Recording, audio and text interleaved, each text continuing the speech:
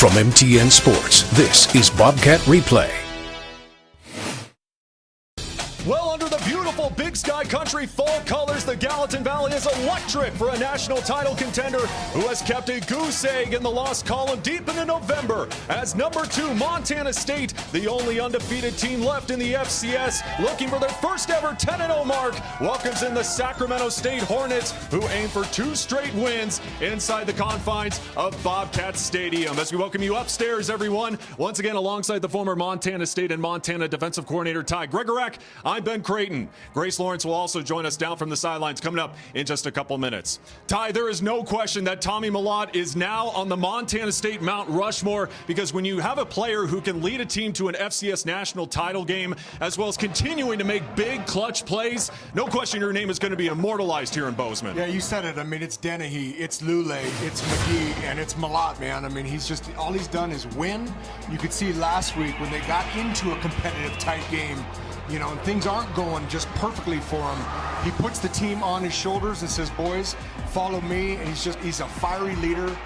The guy has had an unbelievable career. It's just been fun. It's been fun to watch, Ben. No question. He's got to be a candidate for the Walter Payton Award. There's no question about that, especially like you said, when he was able to bounce back last week in that big win over Eastern Washington. And, the Sacramento State team also has some offensive playmakers. You got Jared Gibson, their leading receiver, who's been solid in that group. Yes, he's had a few years of making a lot of plays for this Hornet offense. He's already gone over 600 yards with 7 touchdowns. And Ben, making his 36th start.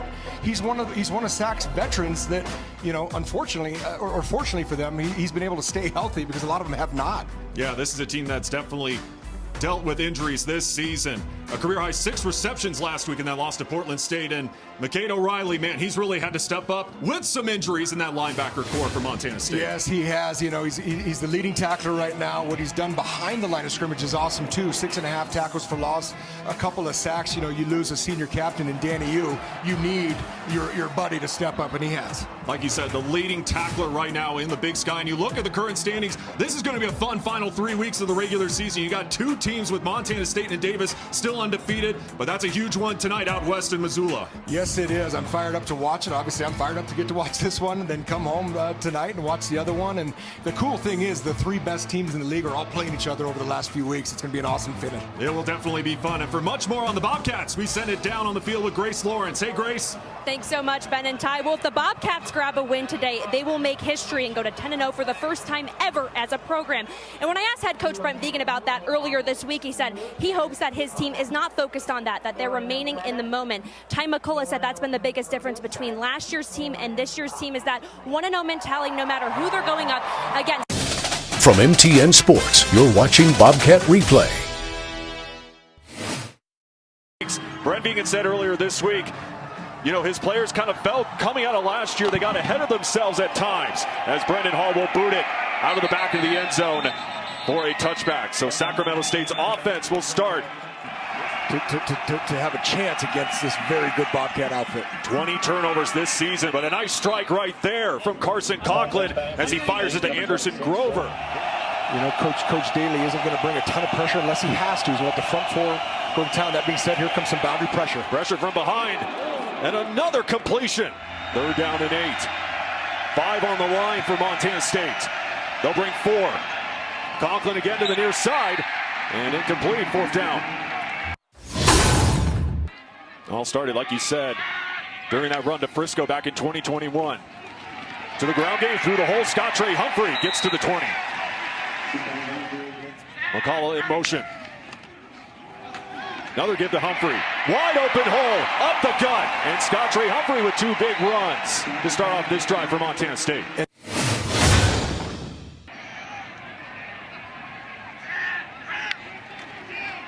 McCullough now on the sweep. Turns the corner. And Ty McCullough with the Jets. 2 straight weeks with big plays for Ty McCullough as he takes it to the house. A quick start for the Bobcats. We saw it last week, Ben. We put him as one of our impact players of the game because that's what he is. He's an impact player. Athletically, he is different. You can see it here on the fly. Nice primitive blocking there by Adam Jones and his buddies, and the rest is on Ty McCullough for 6.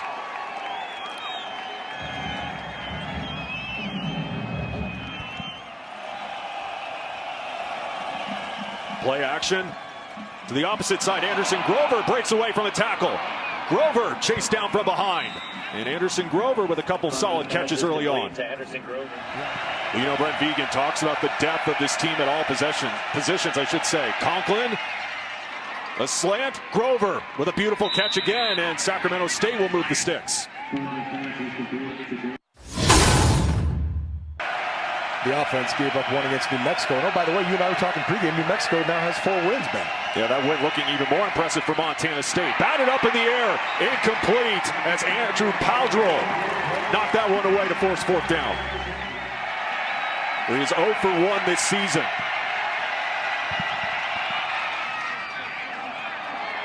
And he's missed it. Wide right. You talk about an offense that really wants to spread the ball around. I mean, you look at Malott, 10 touchdown passes of 20-plus yards to 5 different receivers this season.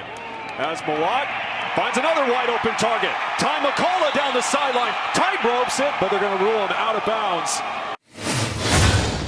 But he said he views himself as one of the best receivers in the conference, in the preseason polls didn't show that, so he kind of took that as a knock. As Malott on the read, bouncing to the outside, Tommy Malott scoots in, and Tommy Malott again continuing to add to his legacy.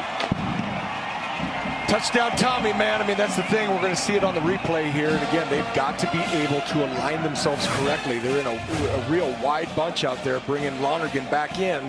It's just read split zone here. Lonergan does a heck of a job sealing the edge. Rest is on Tommy. Projected starters have missed 55 games this season for Sac State. Conklin barely able to get rid of it. Incomplete to bring up 4th down. Empty set 5 wide against the Sacramento State defense, who's first in the Big Sky, forcing 17 turnovers this season. Malott finds a hole. Trying to bounce to the outside, turns the corner. Tommy Malott with a burst of speed out of bounds. And again, Tommy Malott just showing off the wheels to move the sticks.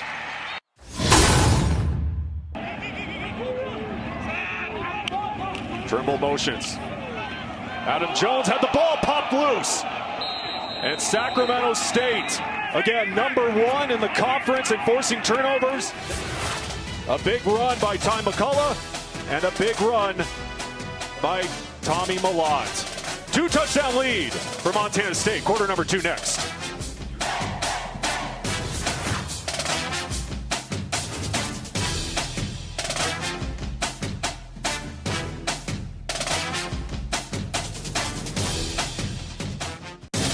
From MTN Sports, you're watching Bobcat Replay.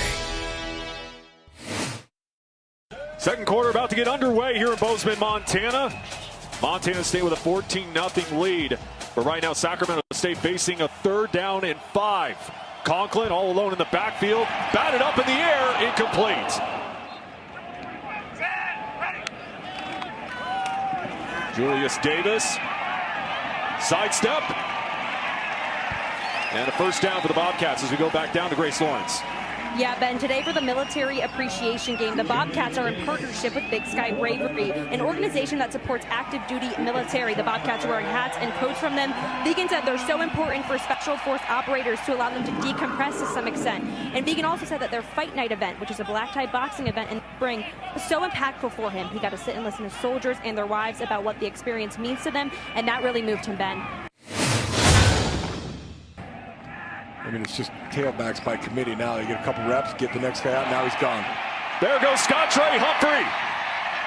In a foot race, he gets tripped up at the 5. Great pursuit there by Mervyn Kenyon III. Beginning of the year, they still produce. There's no question about that, creating those holes. And they create another hole. This time, Julius Davis finds the end zone for the first time this season. Welcome back. Nice job by the front 5. Nice job by Julius Davis. That being said, Houston, we got a problem defensively. And you know, I know a lot of guys have been getting hurt, but I mean, these running backs are running untouched into the end zone right here. It's not gonna be real pleasing for Coach Thompson and company. This one, you keep getting these 3rd and long, and it's not ideal.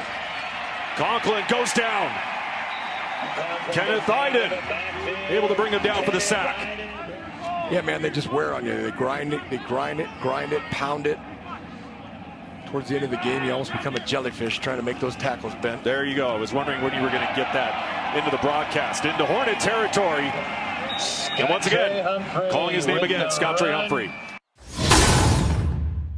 They're doing a heck of a job with the run game. They decided to pass and didn't get it. You just said they're averaging 14 yards a carry. I'll be curious to see what Tyler Walker does here. Malott rolls. He's got Rohan Jones. And Jones rumbles out of bounds. Yeah, good quick strike, high percent.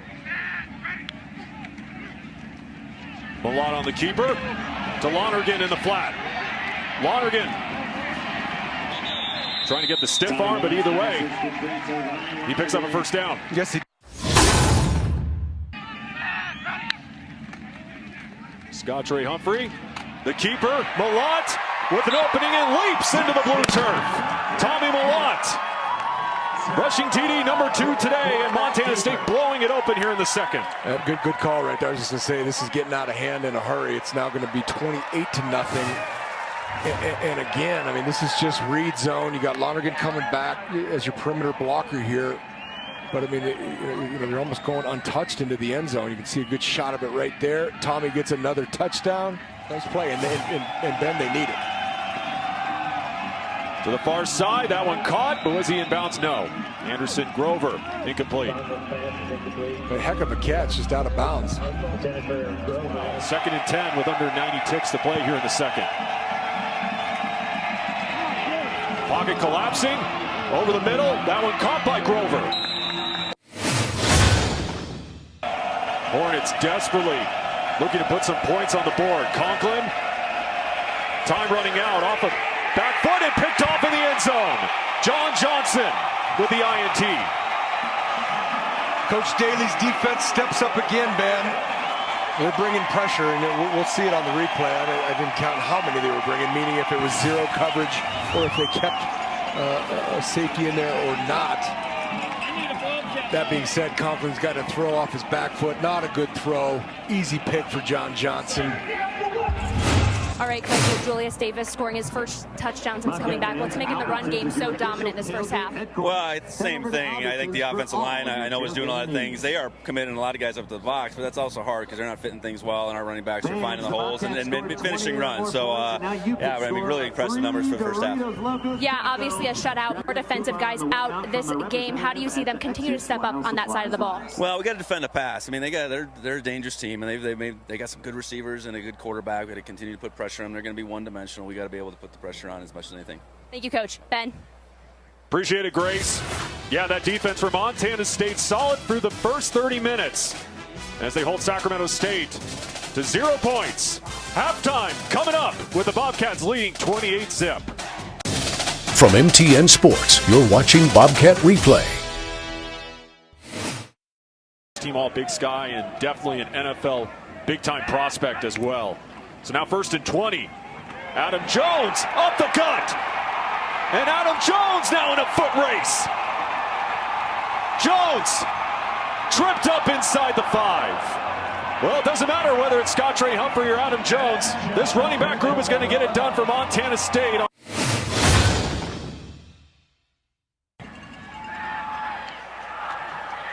Now looking to capitalize, Scottrey Humphrey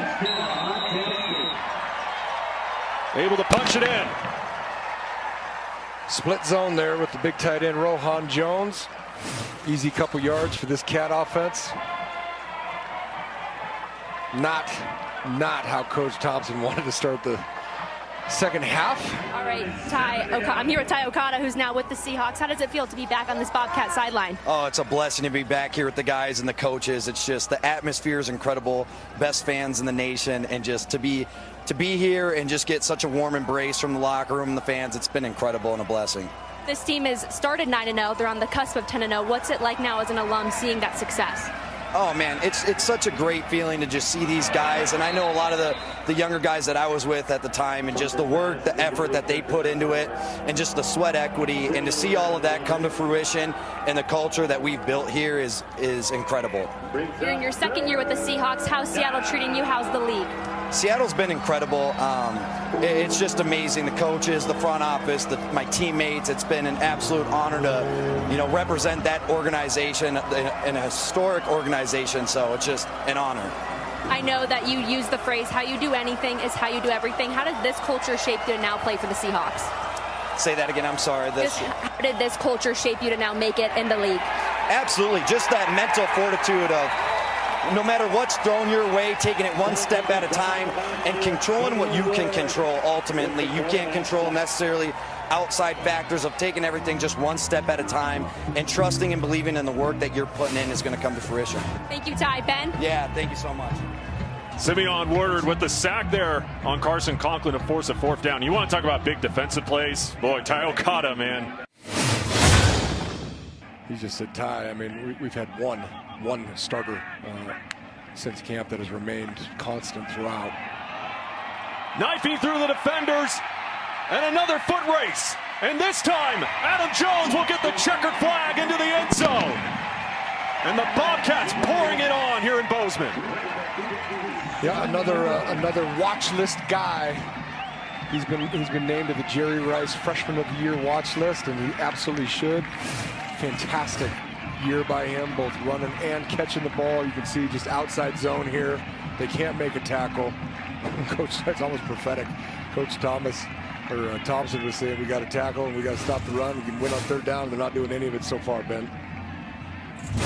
The great state.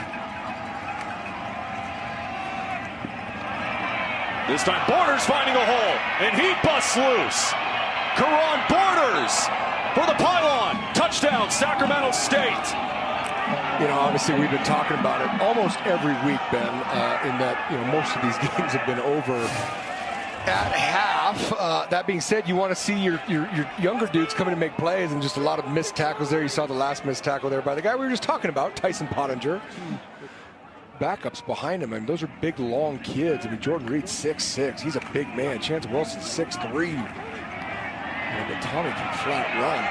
We're seeing some wheels here from Chance. Well, there you go. Takes off and picks up a 1st down. Take us to the end of the 3rd quarter. Montana State on their way to their first ever 10-0 start in program history. And it's been all thanks to the running attack.